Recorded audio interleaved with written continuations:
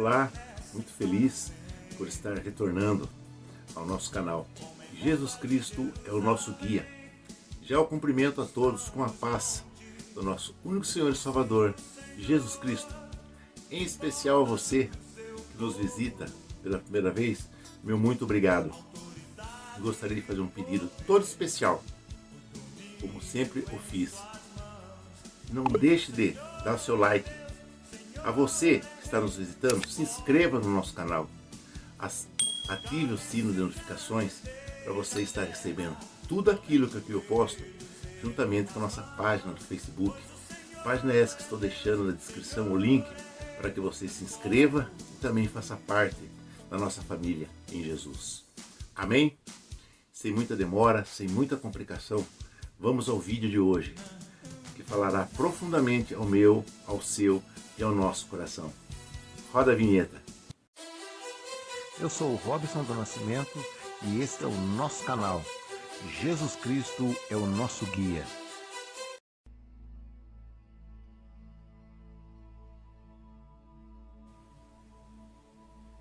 Cumprimento a todos com a paz do nosso único Senhor e Salvador, Jesus Cristo. Muito feliz a esse retorno, trazendo a palavra viva do nosso único Senhor e Salvador, Jesus Cristo, para o meu, para o seu, para o nosso coração. A palavra que Deus nos traz hoje está no livro de Lucas, capítulo 15, versículo 11, e tem como subtítulo a parábola do filho pródigo, que diz assim: E disse certo homem, tinha 2 filhos, e o mais moço deles disse ao pai: Pai, dá-me a parte da fazenda que me pertence, e ele repartiu por eles a fazenda. E poucos dias depois, o filho mais novo, ajuntando tudo, partiu para uma terra longínqua e ali desperdiçou a sua fazenda, vivendo dissolutamente. E havendo ele gastado tudo, houve naquela terra uma grande fome e começou a padecer necessidades. E chegou-se a um dos cidadãos daquela terra, o qual o mandou para os seus campos e apacentar porcos. E desejava encher o seu estômago com as bolotas que os porcos comiam, e ninguém lhe dava nada. E tornando em si, disse: Quantos jornaleiros de meu pai têm abundância de pão, e eu aqui pereço de fome. Levantar-me-ei e irei ter com meu pai, e dir-lhe-ei: Pai, pequei contra o céu e perante ti. Já não sou digno de ser chamado de teu filho. Fazer-me como um dos teus jornaleiros. E levantando-se, e foi para seu pai, e quando ainda estava longe, viu o seu pai e se moveu de íntima compaixão, e correndo lançou-se ao pescoço e o beijou. E o filho lhe disse: Pai, pequei contra o céu e perante ti, e já não sou digno de ser chamado de teu filho. Mas o pai disse aos seus servos: Trazei depressa o melhor vestido, e vesti-lhe, e pondo-lhe um anel na mão e alpargas nos pés. E trazei o bezerro deixado, cevado, e matai-os, e o comamos, e alegremo-nos. Porque este meu filho estava morto, e reviveu, tinha-se perdido, e foi achado. E começaram a alegrar-se. E o seu filho mais velho estava no campo. Quando veio e chegou perto da casa, ouviu a música e as danças, e chamando um dos servos, perguntou-lhe que era aquilo. E ele lhe disse: Veio teu irmão, e teu pai matou o bezerro cevado porque o recebeu são e salvo. Mas ele se indignou e não queria entrar. E saindo o pai estava com ele, mas respondendo ele disse ao pai: Eis que te sirvo há anos e sem nunca transgredir o teu mandamento, e nunca me deste um cabrito para alegrar-me com os meus amigos. Vindo, porém, este teu filho, que desperdiçou a tua fazenda com as meretrizes, mataste-lhe o bezerro cevado? E ele lhe disse: Filho, tu sempre estás comigo, e todas as minhas coisas são tuas. Mas era justo alegrarmos-nos e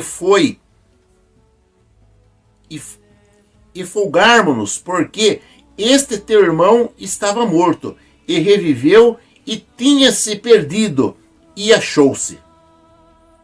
Amém, meus irmãos? Essa parábola, quando se fala em parábola, que Jesus praticamente usava, é uma demonstração. Usa-se de analogia para explicar alguma coisa. Aqui nesse contexto, em especial, conta a história de um pai e seus dois filhos. A narrativa em si, ela já tem todos os fundamentos dos quais essa palavra vem nos trazer no dia de hoje. Há uma necessidade de estar falando um pouco do texto e trazendo a nossa realidade, porque além de tudo é um texto um pouco extenso. Não dá para simplesmente trazer uma explicação final sobre tudo isso. É interessante ir fazendo pausadamente, explicando cada contexto. Amém? A história conta-nos que eram dois filhos, que com certeza viviam num lugar com fartura, onde seu pai os mantinha dentro do padrão de vida que eles tinham, como senhores, com servos que trabalhavam para eles. Enfim, uma vida de abundância. Um deles, porém, o mais novo, o que é muito comum para nós, às vezes, o mundo usa como aquela frase: só conseguimos enxergar o que perdemos depois de perdido. E foi o que esse filho sentiu. Ele já tinha tudo. Ele já nasceu num lugar maravilhoso, onde ele tinha regalia, não passava fome, tinha do bom e do melhor através de seu pai. Mas ele queria conhecer algo além daquilo. Ele se enfatizou com as coisas do mundo. Ele já conhecia o que era viver bem, ter uma vida boa, mas porém, ele se iludiu com o que o mundo poderia oferecer a ele. É mais ou menos como a história de Adão e Eva. Eles já estavam no paraíso. Eles já estavam no melhor local possível que qualquer ser humano poderia estar naquela época. Tendo tudo com fartura e com o amor de Deus sobre eles. E mesmo assim, eles quiseram o quê?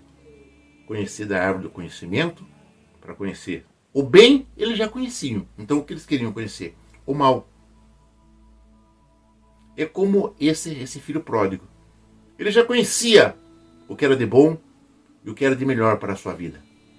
Mas ele se enfatizou e se encantou com as coisas que o mundo nos oferece. Isso é muito comum nos dias de hoje. E ele assim o fez. Saiu, pegou a parte que lhe cabia, que seu pai repartiu e já deu a sua parte, e gastou da pior maneira possível, sem direção, sem conhecimento, principalmente o conhecimento de Deus sobre a vida dele. Ele fez conforme suas vontades, seus anseios e seus desejos carnais. o resultado não poderia ter sido outro.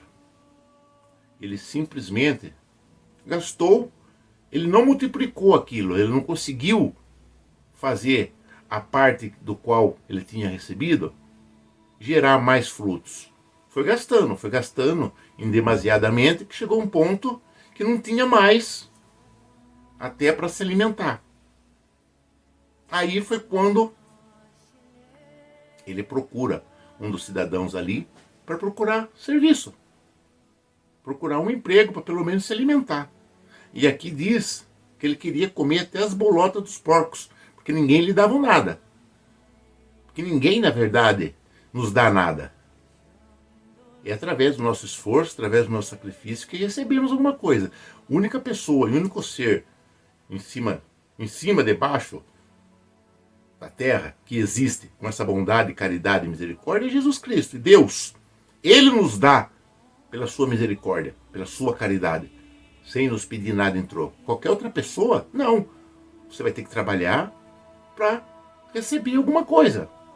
Se ele estava com fome quando ele começou, ele tinha que trabalhar para depois ele receber e poder comprar alguma coisa.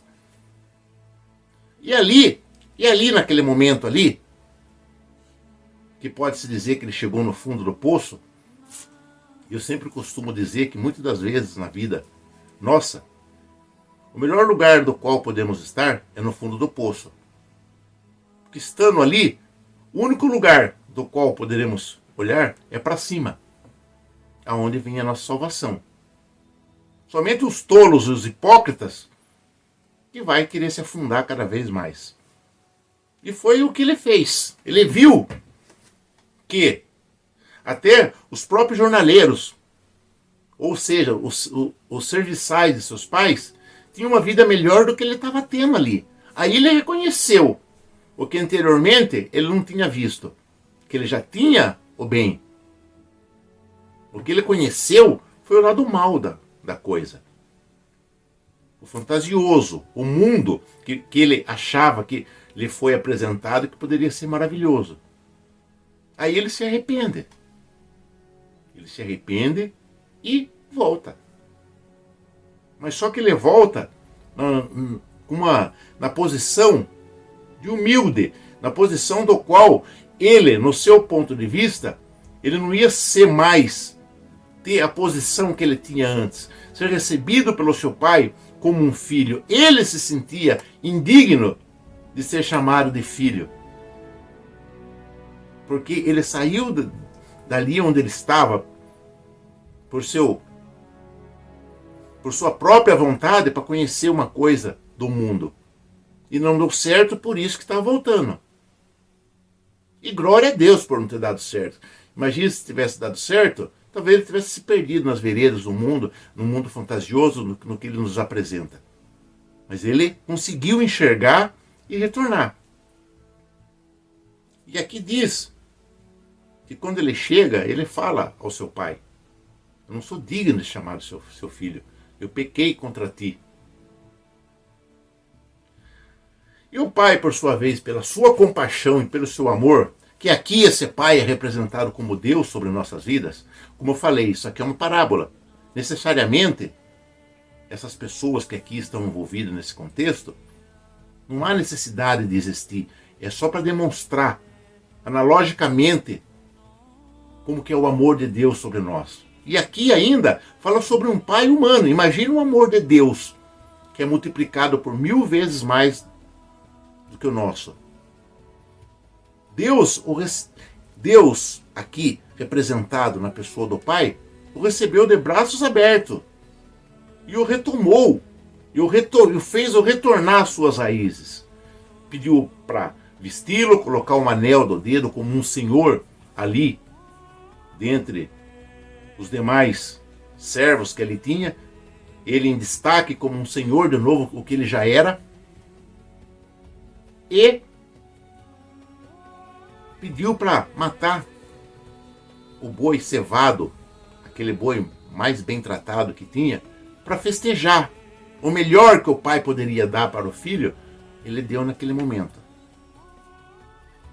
para receber esse filho que tinha voltado.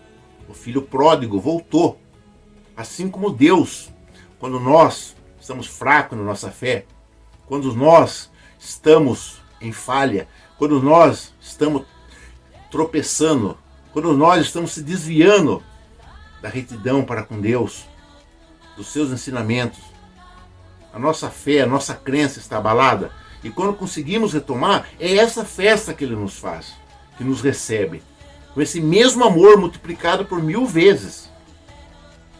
Só que o contexto aqui fala do outro filho do qual sempre foi obediente, de que sempre esteve ali com ele, e se sentiu enciumado por causa daquela situação.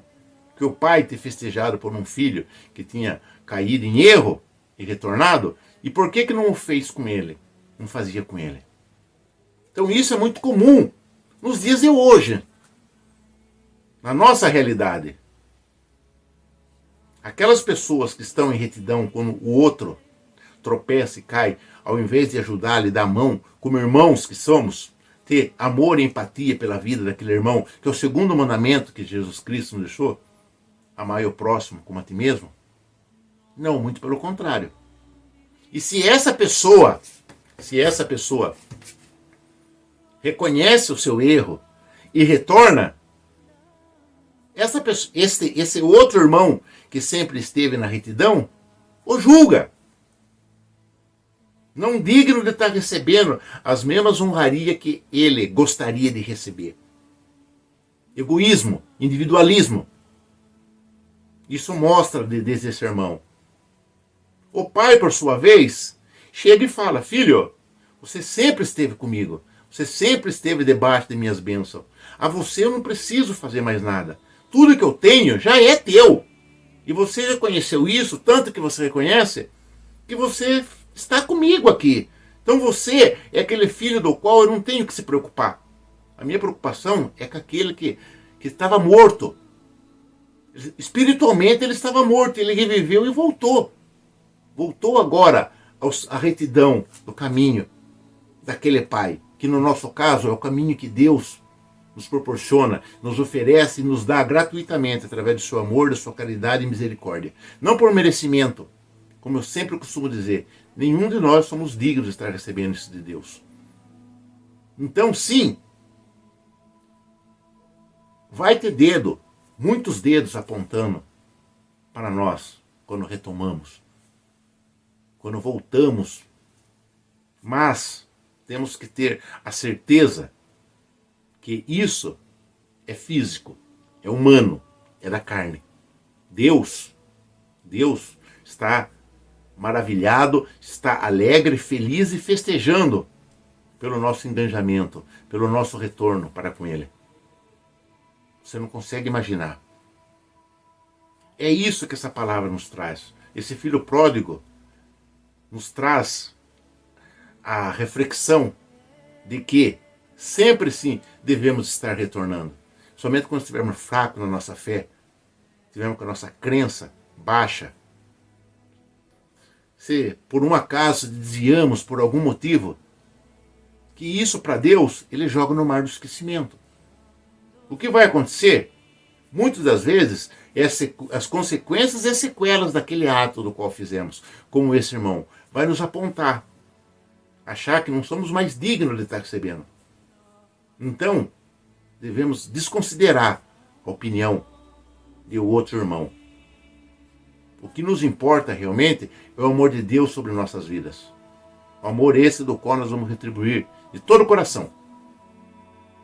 É isso que essa palavra vem nos trazer, meus irmãos. Se hoje você está ouvindo, declinou seus ouvidos para ouvir essa palavra do filho pródigo, tenha absoluta certeza. Deus o espera de braços abertos. Isso eu costumo dizer sempre. Nós nos desviamos do caminho de Deus. Ele sempre continua à nossa espera. Ele não desiste de nós nunca.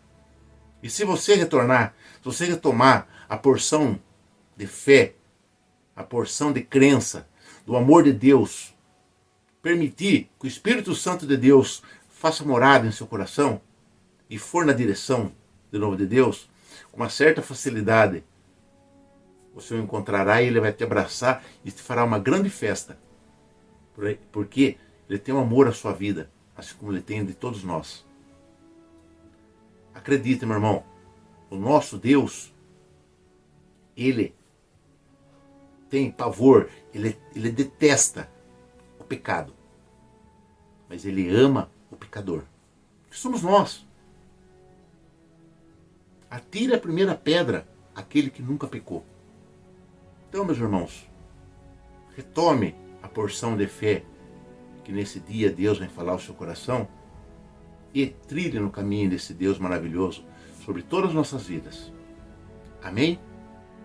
Aonde você esteja, eu quero pedir que você me acompanhe em oração. Feche seus olhos, abaixe sua cabeça e ore comigo, em nome de Jesus Cristo. Amém?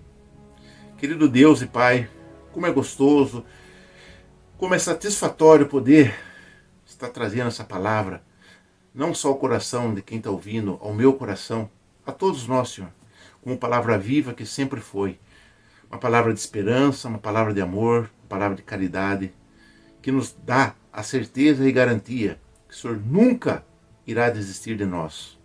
O Senhor sempre estará com seus braços abertos, com sua mão firme, com sua mão cuidadora, com sua mão que vai nos conduzir à verdade, à justiça, à bonança. Oh, meu Pai bendito, o Senhor permita que nessa noite essa oração alcance muito mais pessoas do que eu possa imaginar. Que essa oração não fique somente no consciente, que vá no subconsciente de todos, que seja uma verdade, uma realidade na vida de todos, Senhor. Que o Senhor é o nosso guia, nosso mestre. Somente a Ti devemos toda a honra, toda a oração e toda a glória. É por causa disso que no dia de hoje eu agradeço pela minha vida, pelo meu retorno, Senhor. Somente a Ti eu devo explicação, somente a Ti o Senhor sabe os motivos e as razões.